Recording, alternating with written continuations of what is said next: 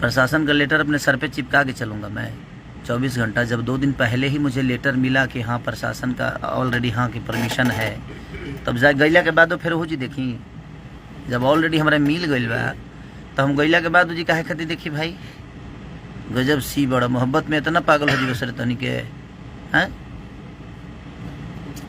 ऐसे किसी की मोहब्बत में पागल मत होइए कि आप कुछ भी बोल दीजिए और हम बर्दाश्त कर लेंगे।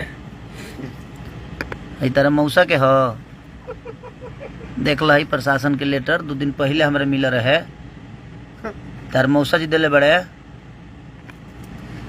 का मुंह खोलवाए पे हमारे मजबूर कैले बड़ा लो तू लो। सब सी वाला काम छोड़ दलो यार। अब नहीं बोलो तरह लोग तो तरह लोग मूड़ी पर चढ़ के लगला तांडव करे। हम अपना दुख से परेशान बनी, हमारी जान जाने से बची, हमारे लोगों की जान जाने से बची, और आपको मज़ा आ रहा है मेरे बारे में कुछ उल्टा बोल के। हाँ शर्म नहीं आती है आपको बोलने में?